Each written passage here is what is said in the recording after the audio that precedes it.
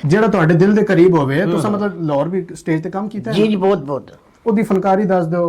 ਉਹਦਾ ਕੰਮ ਦੱਸ ਦਿਓ ਜਾਂ ਤੁਹਾਡੇ ਦਿਲ ਦੇ ਕਰੀਬ ਜੋ ਮਰਜ਼ੀ ਮਤਲਬ ਠੀਕ ਤੁਸੀਂ ਠੀਕ ਚੂਜ਼ ਅਕਰਮ ਉਦਾਸ ਜਾਂ ਨਸੀਮ ਵਿਕੀ ਸਾਹਿਬ ਨਸੀਮ ਵਿੱਕੀ ਸਾਹਿਬ ਨਸੀਮ ਵਿਕੀ ਸਾਹਿਬ ਜਾਂ ਇਫਤਖਾਰ ਠਾकुर ਸਾਹਿਬ ਹਾਏ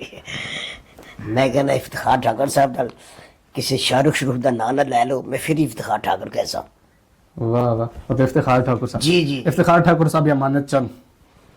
इफ्तिखार ठाकुर साहब इफ्तिखार ठाकुर साहब या नासिर चिन्योटी ताया अबू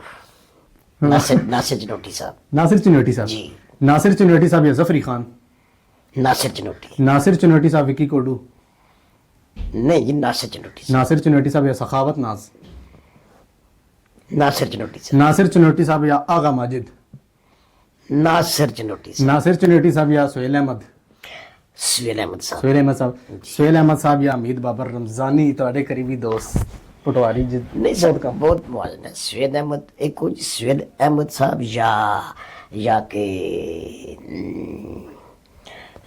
तो पुरानी शख्स है अमान नहीं। अमानुल्लाह चंद साहब सुहेल महबूब अहमद राल साहब। साहब नहीं सर